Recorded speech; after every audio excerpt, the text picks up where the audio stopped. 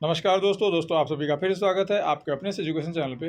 साथियों, आज हम इस वीडियो में एक नए विज्ञापन के बारे में चर्चा करने वाले हैं। जो विज्ञापन है national education society for tribal student. तो सबसे पहले हम सब इसको समझ लेते हैं आखिर ये है क्या।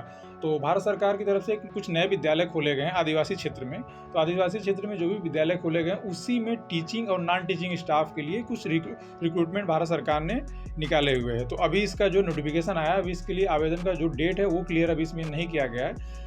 दोस्तों, इन विद्यालयों की चर्चा जो है पिछले बजट सत्र में, यानी कि जब बजट पास हो रहा था संसद में, तो इस विद्यालयों की चर्चा वहाँ पे की गई थी कि कुछ ऐसे जो है आदिवासी क्षेत्र में विद्यालय खोले जाएंगे, स्कूल खोले जाएंगे। और उसी के तर्ज पे जो है ये नोटिफिकेशन जो है भारत सरकार ने अपडेट की है।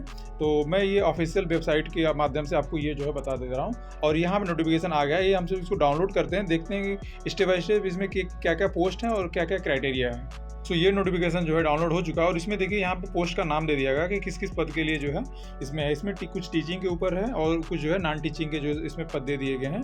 आइए हम सब इसमें चर्चा कर लेते हैं। यहाँ पे सबसे पहले देंगे प्रिंसिपल, वाइस प्रिंसिपल, पीजीटी के लिए है, पोस्ट ग्रेजुएट टीचर और ट्रेंड ग्रेजुएट टीचर टीजीटी के लिए, और art teacher, music teacher, physical education, librarian और काउंसलर की इसमें जो है वैकेंसीज है। और नीचे आप जाएंगे तो इसमें काउंसलर से लेकर लगभग वार्डन, अकाउंटेंट और जूनियर असिस्टेंट, ड्राइवर, क्लर्क, मतलब इस तरह से समझिए स्वीपर तक की, जो एक विद्यालय में स्वीपर तक और मतलब प्रिंसिपल से लेकर स्वीपर तक जो भी वैकेंसीज होती हैं स्कूल में, वो सारे वैकेंसीज इसमें हैं।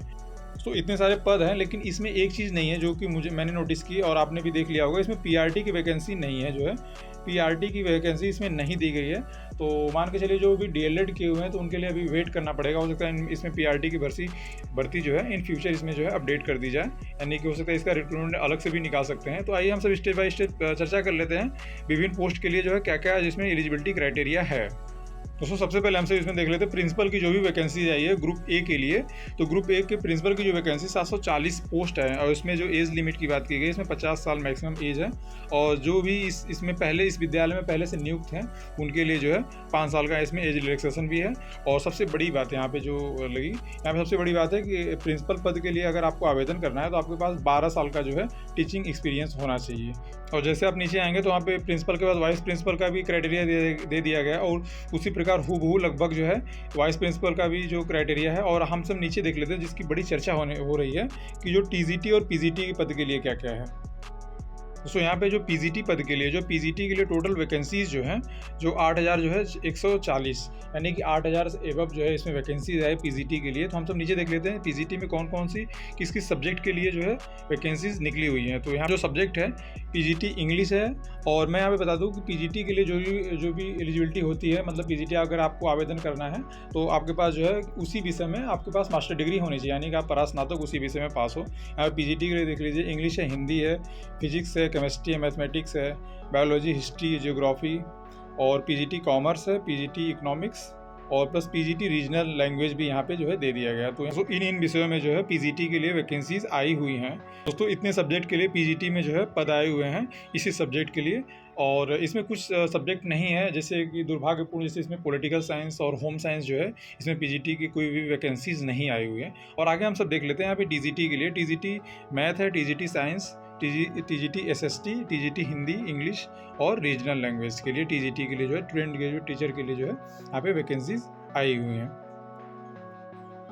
और आगे हम सब देख लें इसमें टीजीटी के लिए जो टोटल नंबर ऑफ सीट है, यानी कि टीजीटी में जो है 8880 पोस्ट के लिए जो है ट्रेंड ग्रेजुएट टीचर के लिए वैकेंसीज आई हैं। काफ़ी मतलब लंबी चौड़ी इसमें वैकेंसी, बहुत ज़्यादा भयंकर वैकेंसी है। और हम सब इसमें देख लें तो टीजीटी के लिए जो एज लिमिट है, तो टीजीटी के लिए एज लिमिट है यहाँ पे 35 साल का जो भी कैंडिडेट होगा वो जो है टीजीटी के लिए अप्लाई यहाँ पे कर सकता है। और हम सब नीचे देख लेते हैं इसमें जो भी इसेंशियल क्वालिफिकेशन है।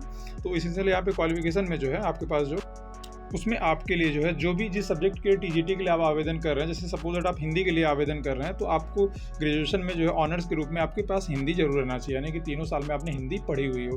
उसी तरह से इंग्लिश है, अगर इंग्लिश आपने किया है तो 3 साल में जो है आपके पास जो है इंग्लिश आपके पेपर में होना चाहिए, चाहे आप हिंदी से भरें, चाहे इंग्लिश से भरें, चाहे मैथमेटिक्स से भरें। तो टीजीटी में इसी एलिजिबिलिटी यहाँ पे है एजुकेशन क्वालिफिकेशन में कि जिस भी विषय में आप आवेदन करेंगे टीजीटी के लिए वो विषय आपने ग्रेजुएशन के 3 साल में फर्स्ट ईयर, सेकेंड ईयर और थर्ड ईयर में आपने पढ़ा हो। साथ साथ यहाँ पे टीजीटी आल्ट पोस्ट के लिए यानी कि सभी टीजीटी पद के लिए यहाँ पे एक चीज़ और यहाँ पे कंपलसरी कर दी गई है कि आपके पास जो है सीटेट पास होना चाहिए। जी हाँ, यहाँ पे सीटेट मांग दिया है कि सीटेट आपके पास जो है पास होना चाहिए। अब इसमें ये चीज़ क्लियर नहीं है कि सीटेट का कौन सा पेपर, फर्स्ट या सेकंड पेपर। संभवतः इसमें सेकंड पेपर ही जो है अलाउ करेंगे, फर्स्ट पेपर पीआरटी के लिए होता है, यहाँ पे सेकंड पेपर ही अलाउ करेंगे। और साथ साथ आपके पास बीएड की डिग्री, जो लास्ट में डी ऑप्शन दे दिया गया है। डी ऑप्शन में यह कह रहा है कि आपके पास जो है इंग्लिश और हिंदी में टीचिंग करने की जो क्षमता हो सके, यानी कि आप इंग्लिश या हिंदी में किसी एक माध्यम में आप जो है किसी एक मीडियम में टीचिंग करें, यानी पढ़ाने की जो आपके पास कैपेबिलिटी हो। ये तो आपको कंपलसरी है इस चीज़ के लिए। जैसे आप नीचे आएंगे तो यहाँ पे देखेंगे वीडियो थोड़ी लंबी हो जा रही है, बट इसमें आपके सारे डाउट्स क्लियर हो जाएंगे। दोस्तों जैसे आप नीचे आएंगे तो आर्ट टीचर के बारे में दिया गया। आर्ट टीचर की 740 जो पोस्ट है और इसके लिए भी जो मैक्सिमम एज जो है 35 साल होनी चाहिए। और इसमें जो है ग्रेजुएशन में आपने जो है फाइन आर्ट्स हो, यानी कि आर्ट आपने एक विषय के रूप में आर्ट आपने पढ़ा हो। और उसके नीचे आप देख लेंगे तो म्यूजिक टीचर का, म्यूजिक टीचर में भी सेम क्वालिफिकेशन है और आपके पास 35 साल का एज होनी चाहिए। इसेंशियल क्वालिफिकेशन में यहाँ पे जो है आपने म्यूज़िक किसी एक विषय के रूप में 3 साल में आपने स्नातक में म्यूज़िक में आप पढ़ाई किए हुए हैं, तभी आप इसके लिए म्यूज़िक टीचर के लिए अप्लाई कर सकते हैं। और यहाँ फिजिकल एजुकेशन टीचर के लिए भी यहाँ पे अच्छी खासी पोस्ट है, 1480 पद इसमें फिजिकल एजुकेशन टीचर के लिए है। लास्ट में हम सब बात कर लेते हैं इसमें जो इस विद्यालय में जो काउंसलर भी रखे जाएंगे, तो काउंसलर की जो भी वैकेंसी 740 पद इसमें भी है। ये बी ग्रुप का ये वैकेंसी होता है, बी ग्रुप का जो ये पद होता है। और इसके लिए जो एज की लिमिट है 30 साल आपके पास एज होनी चाहिए। और उसमें जो इसेंशियल क्वालिफिकेशन है यहाँ पे साइकोलॉजी में मास्टर डिग्री होनी चाहिए, या तो क्लिनिकल साइकोलॉजी में आप जो है मास्टर डिग्री आपने किया हो, तभी आप इसके लिए जो है एलिजिबल हो जाते हैं। तो ये बड़ी अच्छी यहाँ पे चीज़ दे दी गई कि अब विद्यालयों में जो काउंसलर भी रखे जाएंगे, जैसे नवोदय विद्यालय में रखे जाते हैं उसी तरह से इस विद्यालय में भी जो है काउंसलर के जो पद निकले हुए हैं। तो जो भी मास्टर डिग्री में अगर आपने साइकोलॉजी मास्टर डिग्री किया हुआ है तो आप इसके लिए जो है एलिजिबल हो जाते हैं। होप कि आपको यहाँ से जो भी जानकारी दी गई आपको पसंद आई होगी। जानकारी पसंद आई है तो इस चैनल को जरूर सब्सक्राइब कर लें, उस वीडियो को लाइक करें। आपके लाइक और सब्सक्राइब करने से हमें एक मोटिवेशन मिलता है ताकि हम आगे जो है काम कर सकें, आपके लिए अच्छी अच्छी वीडियो ला सकें। थैंक यू सो मच दोस्तों।